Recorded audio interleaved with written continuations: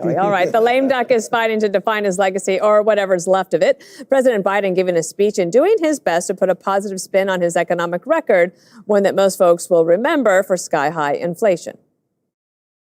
Next month, my administration will end and a new administration will begin. Most economists agree the new administration is going to inherit a fairly strong economy. And also learn something from Donald Trump. He signed checks for people for $7,400 because we passed the plan. And I didn't. Stupid. And looks like Kathy Hochul didn't get the memo on the spending and how it caused inflation. The New York State governor hitting the grocery store as she promotes a plan to hand out $300 checks for anyone making up to $150,000. They will send you a check to buy your groceries for a month or whatever you want to spend it on. I say it's your money, it belongs in your pocket, and it's coming your way. Okay, lots to get to here. Jesse, is there any better representation of Biden? In the speech, he's talking about rural broadband, okay? And he's talking about how great rural broadband is. And then he was pressed for numbers. How many people, Mr. President, have been connected? Zero. And you know how much they spent? $42 billion. Oh, my God. Yeah. It's just one example. Right. So as the resident historian at the table, I have a bachelor's in history. That's the only reason. So do I. Same. Darn it. I didn't know that. The third string resident historian at the table. I'm going to give you a non-biased legacy assessment of Joe Biden. All right. This is what history will remember Joe Biden for. Okay. COVID got him in office. Oldest president of all time. Afghanistan withdrawal. Yeah. Ukraine, illegal immigration, inflation, industrial policy, lawfare, coup, pardon. Crime. That's it. That's it. And he'll just be a sleepy little intermission between Donald Trump's terms. Because this wasn't the roaring 20s. You had all-time highs in suicides, homelessness, drug overdoses under Joe Biden. The only bright spot, because I am so fair as a historian, the stock market and Bitcoin. But for the rest of the country, the American dream was out of reach. Not my words. Those are the words of Kamala Harris. And it's because no one could afford to buy a house, no one got a raise in 4 years, and everybody was saddled with credit card debt. Now, the job gains, which I'm sure Jessica is going to bring up, are a mirage. Most of those job gains were snapback jobs from the pandemic, and a third of those jobs were from foreigners. We talked with Halperin the other day, and he said Joe Biden might not even get a presidential library. And now he's saying Joe Biden might not even get paid speaking gigs afterwards. Who's going to pay him? Who's going to pay him? So I really don't care about these speeches. He reads this off a teleprompter as people wrote it. It's meaningless.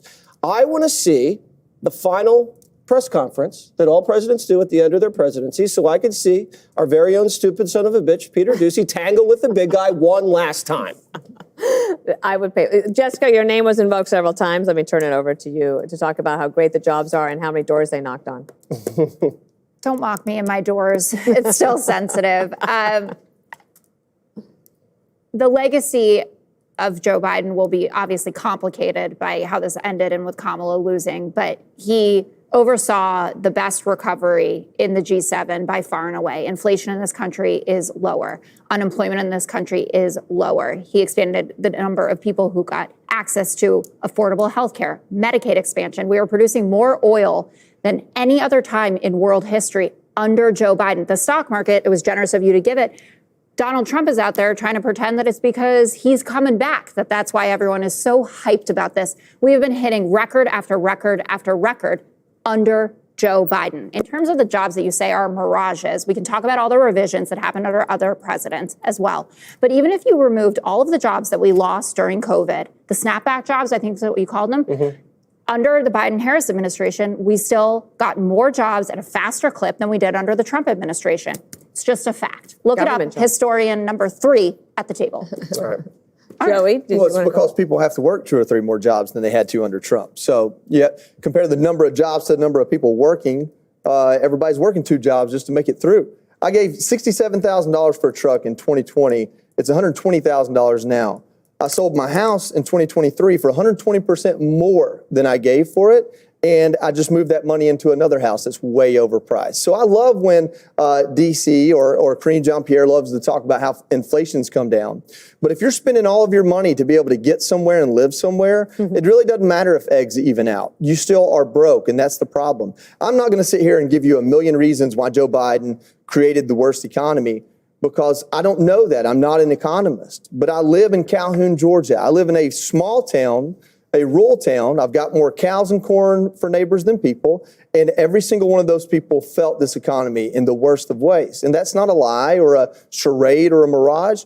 I appreciate the fact that he didn't take over from COVID and just drive us so far on the ground that now we're socialist. But man, he sure tried. And thankfully, thanks to that trickle-down economics, I guess, thanks to the fact that this country is incredibly resilient, even in the face of bad policy and expensive energy, we've hung around. And now we've reelected President Trump. In a time when almost every election across the country, from Texas to Georgia to New York, looks 50-50, and it looks like it's won in the margins, President Trump won in a resounding victory. He won all 7 swing states. He won the popular vote. And to me, that's a bigger move than if a Democrat won it, because Republicans haven't winning it. Those people didn't vote because they think that the economy might be bad. They voted that way because they have not had money in their pockets. I don't know if President Trump can fix that, but Joe Biden didn't fix it. There's no evidence that Joe Biden fixed it. Judge, a lot of people will never forget that when they couldn't afford gas and groceries, Joe Biden was out there doling out green energy subsidies to his friends and asking taxpayers to bail out the student loans of doctors and lawyers. Yeah. And honestly, I hope the next administration looks at the billions that went into green energy. Who got the money? Why did they get the money? Was there any success? Maybe we ought to start suing them if they weren't successful. I believe in that. I'm a lawyer. And by the way, you're in Georgia, you have more corn and cows for neighbors. Can you bring corn the next time you come back from Georgia? All right. Now, I think it's ironic that Joe Biden is taking a victory lap on economics, which was the issue that he lost on. I mean, that makes absolutely no sense, but the man's delusional. So, I mean, I'm not surprised. Look, when Trump was leaving, unemployment was coming down. And by the way, when you talked about unemployment, you talked about more jobs. Did you discount the 800,000 jobs that they overcounted and lied about? I just want to make sure we're on the same page. I mentioned revisions. Yeah, thank you. You did? Good. Yeah, all right. glad you were so listening. $7 trillion of taxpayer money went into the economy, and that was only because of the 1.9 trillion, I should say, that they never conceded, and they won't acknowledge that created the inflation, which peaked 17 months into the Biden administration term.